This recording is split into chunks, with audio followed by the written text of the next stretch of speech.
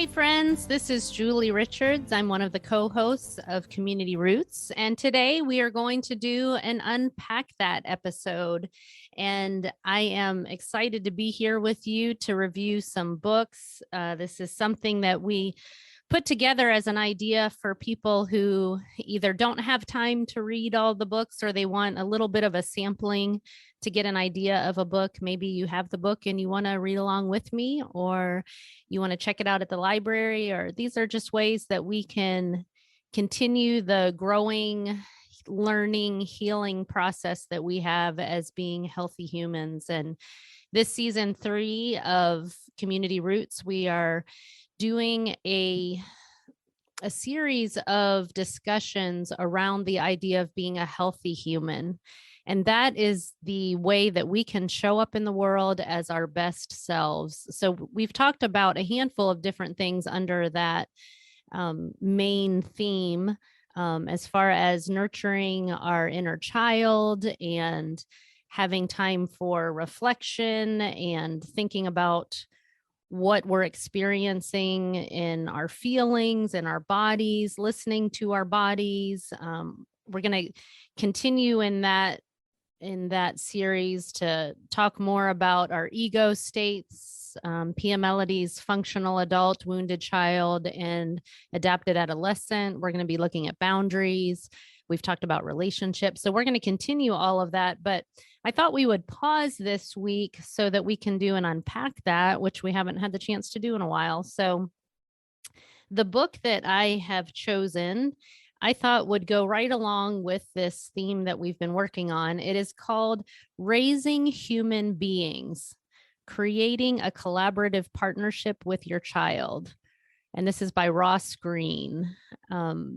I was introduced to Ross Greene's work through his book, The Explosive Child.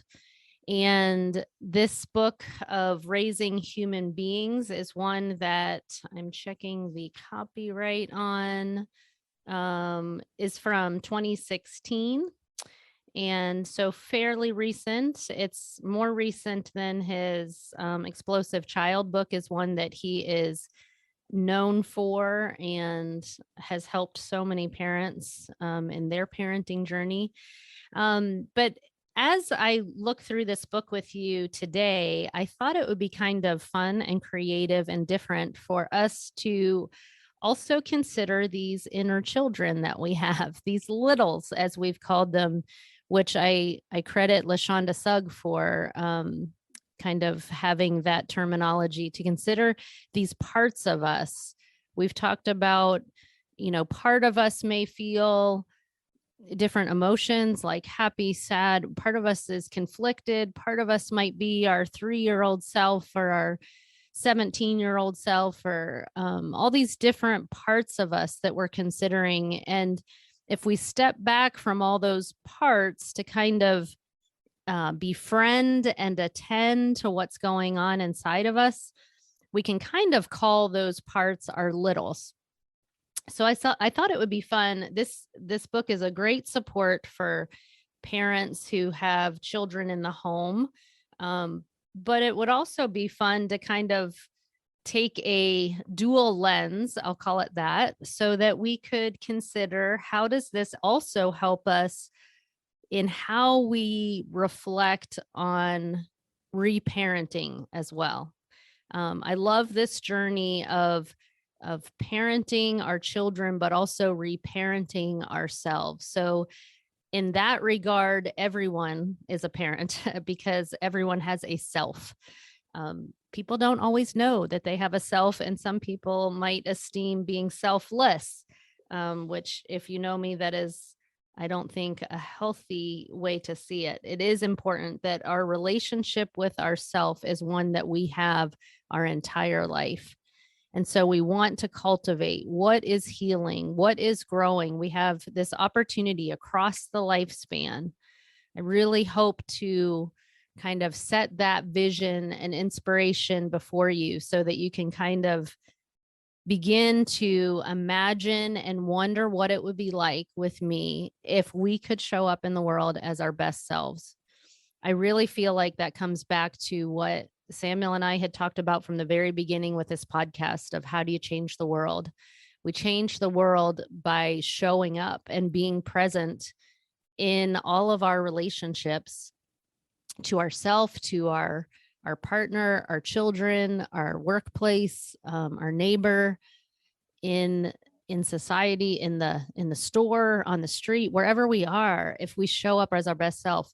And in order to do that, we have to be able to be reflexive and sit back and pause and take notice of what's going on inside of me, and where are there areas that I feel a little bit tripped up or stunted or maybe tangled, that need a little bit of extra time and attention to be able to untangle and to make sense of and to feel more resolved, so that I can be more present in my functional adult. So we're going to be talking about that one on our next episode. But for today, let's look at what Ross Greene has to say to us about raising human beings.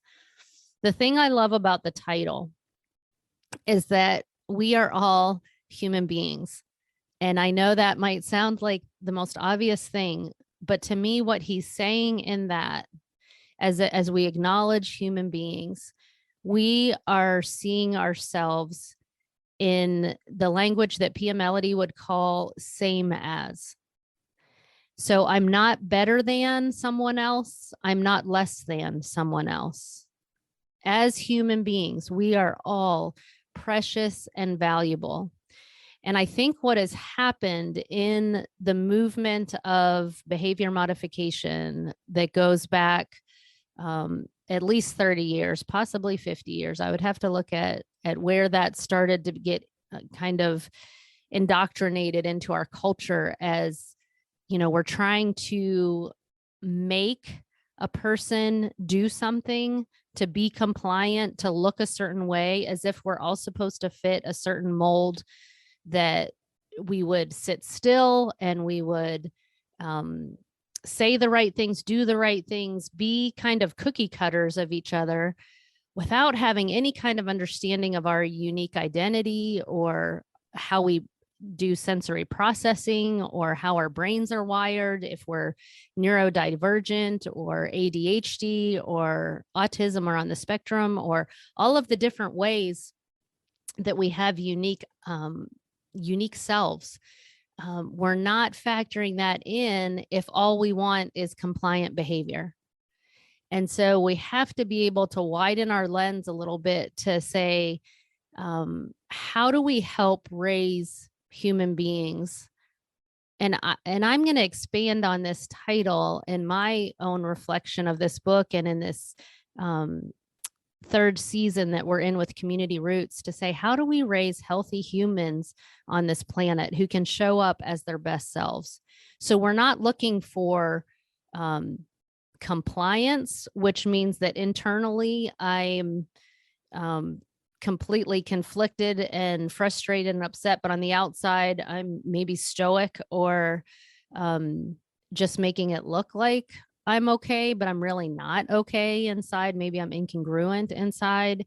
Instead, what I want from myself and my relationships, my children, I want them to be able to really thrive and to really feel fully alive and fully present and fully able to embrace all that they were made for. And I want that for me too.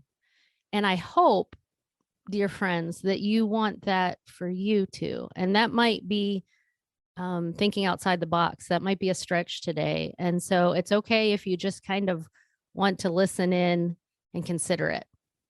Maybe just kind of see if there's something in this time together that we share today that inspires you, that makes you curious to take a little bit of a step of reflection into what this can look like.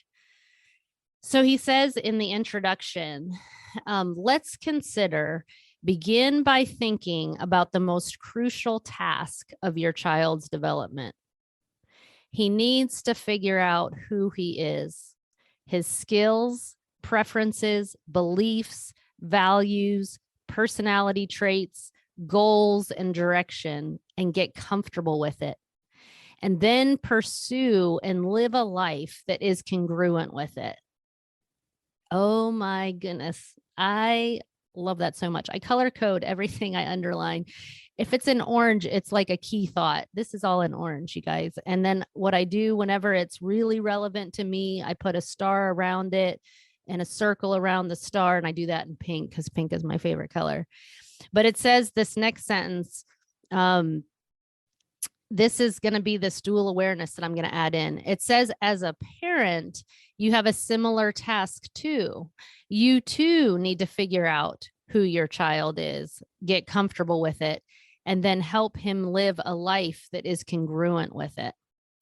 So the dual awareness that we're going to look at and reflect on for a moment together is, I need a sense of self, right? Like my goal in my life, if I'm going to show up on this planet as Julie, and I'm going to be my best self, I'm going to be my best wife, mom, friend, therapist, neighbor, person in relationship. If I am going to be my best self, I have to know a sense of who I am and a sense of how I'm unique in the world. And maybe there's no one quite like me, but I'm same as with everyone. We are all precious and valuable. I'm not better than, I'm not less than, but I'm going to figure out, and I'm going to be figuring out over time because it actually changes as we grow and develop. But I'm going to be looking at, and you, friend, you listener, are also considering your sense of self, your skills, preferences, beliefs, values, personality traits, goals, and direction. And we're working to get comfortable with it so that we can pursue and live a life that is congruent with it. What we would call that in kind of psychodynamic terms is a cohesive sense of self. That we feel comfortable in our skin. We feel good of how we can show up in the world, even in our frailty, even in our humanity, even in our limits, that we can still show up in the world as our best self. And we can be learning and we can be growing and we can be having an impact and having a voice and bringing good and light and hope in the world in whatever way our own unique self shows up to do that.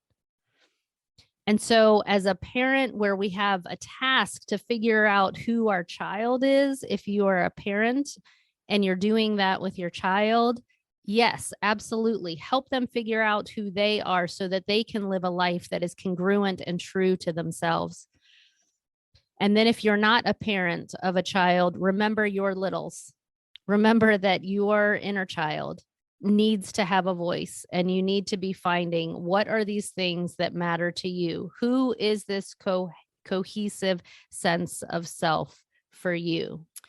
So Ross Greene continues on to say that the balance is between having influence and helping your child live a life that is congruent with who he is.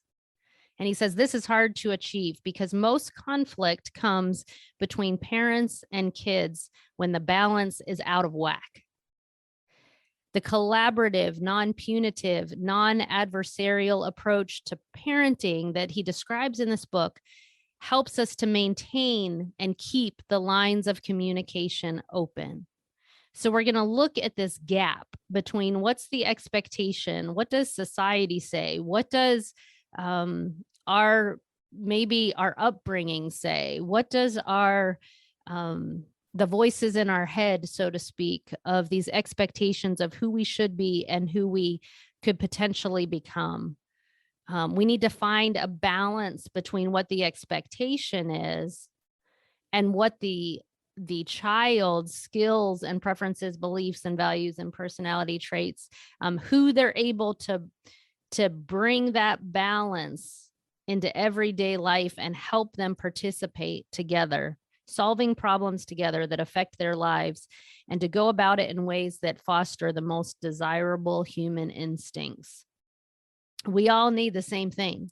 We need balance. We need to be able to consider what is our role and what are these outside expectations that are placed on us.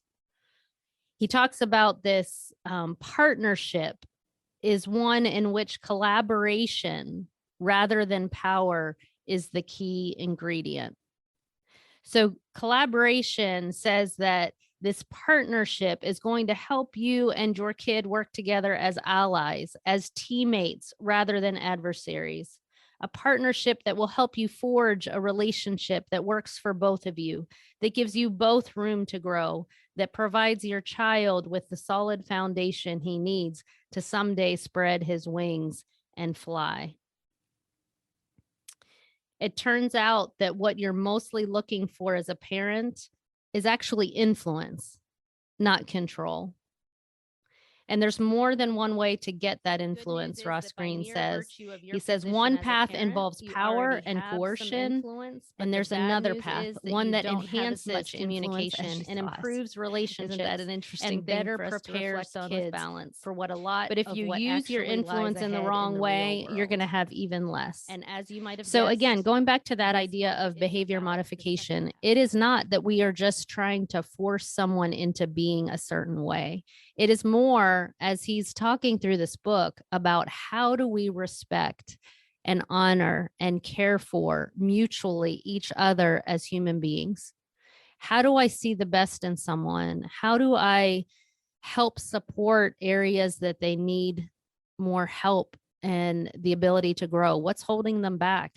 And as we reflect on reparenting ourselves, the same is true for us. Like, what are the areas that maybe we try to push too hard? Maybe we expect things from ourselves as if we're a machine, as if we can just demand and criticize ourselves like a slave driver, to be a perfectionist, to be more productive, to accomplish more, instead of realizing that some days what we need the most is some rest. Some days what we need is to ask for help and to consider what are the areas that I'm trying to do too much, and I need to reevaluate, and I need to pause and consider my own limits. This is part of reparenting too. This is part of showing up as your best self and taking care of yourself. And what I realize as I reflect on that is that that's what secure attachment is all about. We talked about attachment a couple episodes ago. It's this attunement of, I'm going to help your needs to get met. I'm going to be there to hear what you really need. And I see you and I hear you, and I'm going to be responsive to you. I'm going to help show up in the world so that you can show up in the world. Do you hear the collaboration in that? So it's the agreement I have with myself that when my body's saying slow down, or when my body's saying I'm thirsty, or I'm tired, or I'm hungry, or I need nutrients, or maybe I need a doctor, or I need a dentist, or I need even just time with a friend, whatever it is that I'm needing, when my body's telling me that, I'm going to be responsive to that. And if it's my child and my child is saying, I'm stressed out, I'm overwhelmed, I'm going to stop what I'm doing and I'm going to make room, and I'm going to listen, and I'm going to be attuned and care for and be with my child in the midst of exactly what they're going through. So it's not a reliance on power and control of power over someone else. It's not a matter of making someone compliant or conform to something of a societal standard. It's about being able to listen and see and hear the person in front of you, and to honor that and welcome that and be there to support that. So chapter 2 in Ross Greene's book, I want to make sure we take a moment to get to this, because I think this is the crux of what is going on in parenting challenges all the time. It's this idea that he calls incompatibility. And as I'm beginning to quote the start of the chapter, he says, every kid has the same task, right? It's the way we started this book. It's to figure out who she is, her skills, preferences, beliefs, values, personality traits, goals, and direction. Get comfortable with it, and then pursue and live a life that is congruent with it. And that your job is to also figure out who your child is, get comfortable with it, Help her live a life that is congruent with it. Notice, he says, that it's not your task to mold the lump of clay, which is your child, into the form that you envisioned. She's not a lump of clay, and you don't have that kind of power. You also want your kid to benefit from your experience, wisdom, and values. In other words, you want to have influence. That influence is exerted through your expectations. And our expectations include things about family members and health and like student grades and effort and work habits and being members of society that treat other people and how we are responsible to the community at large and abiding by the laws. And it's also about being able to learn how to have a living and function independently. But your expectations can't be blind. They must be matched to your child's skills, preferences, beliefs, values, personality traits, goals, and direction. He calls those their characteristics. So there's an incompatibility gap that happens when this expectation that is placed from the outside, whether it's our own ideals or the demands of society. Some of those are unspoken or unwritten, but they are kind of expectations of this is the way everybody has to do it. So you better do it like everybody else.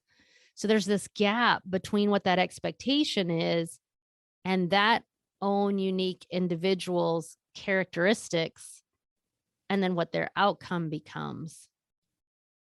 Ross Greene says that life is far less stressful and your child doesn't need a partner quite so much when there's compatibility between their characteristics and the world's demands and expectations.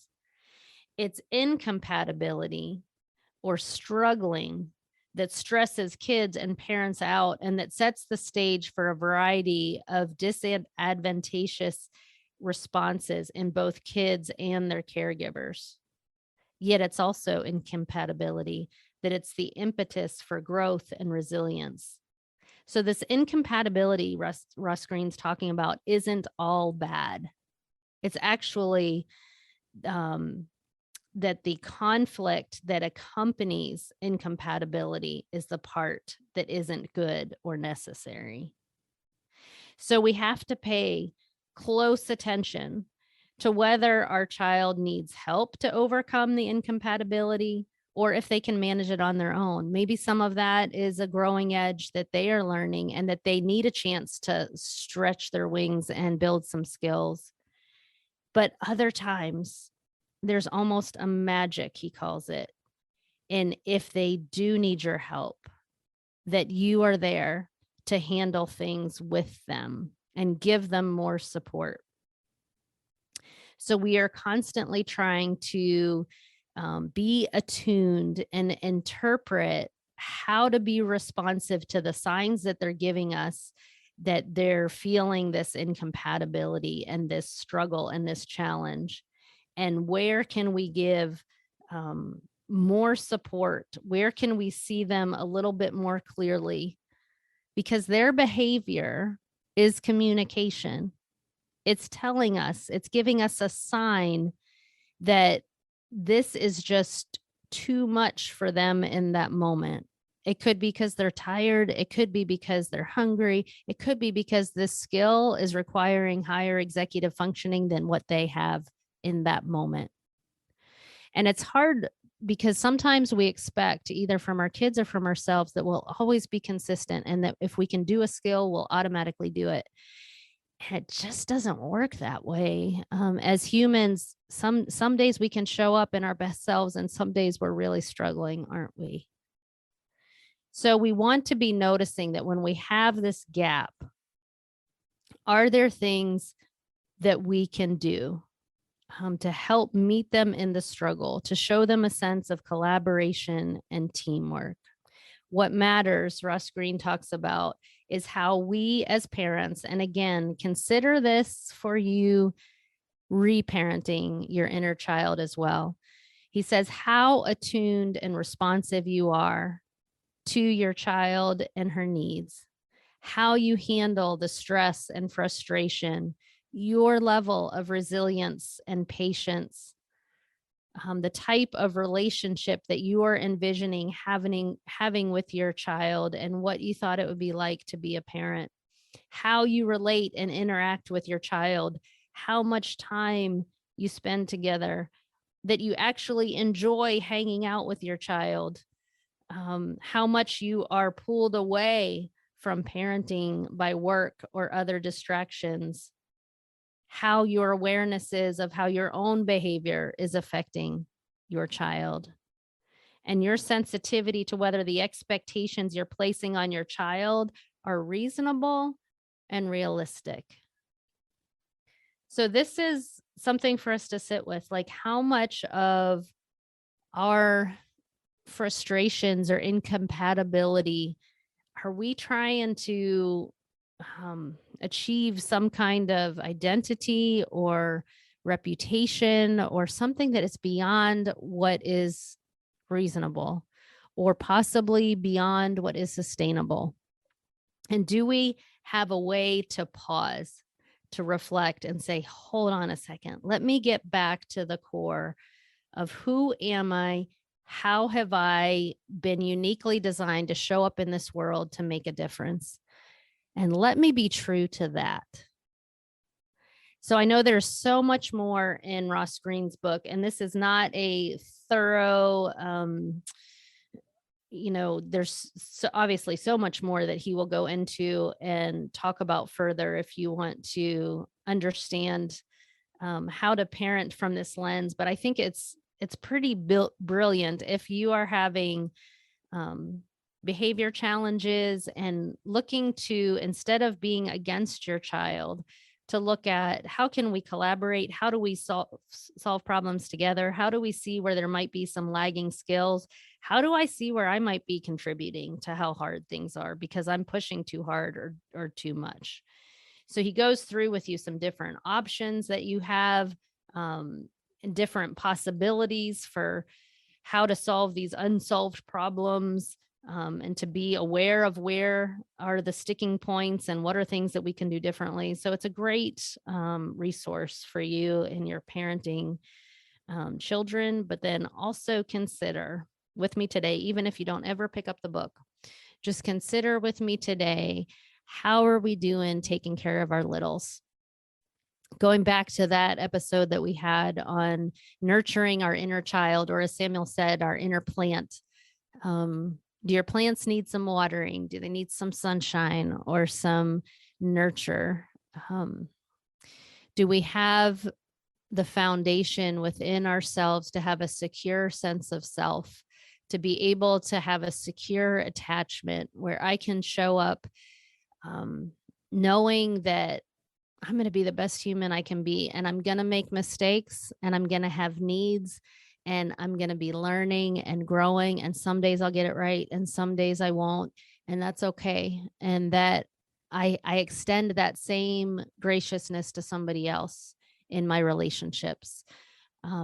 So I hope this has been inspiring. I really enjoy the time with you. I always do. And I miss Samuel and Sarah whenever it's just me with you, the listeners, but I also cherish the time that any of you would take to spend with us and to also spend with yourself and your own healing journey and your growth. We would love to hear from you. If you would like to reach out to us through Facebook, our Community Roots podcast is on Facebook. You can reach out to us through Gmail, communityroots.pod@gmail.com.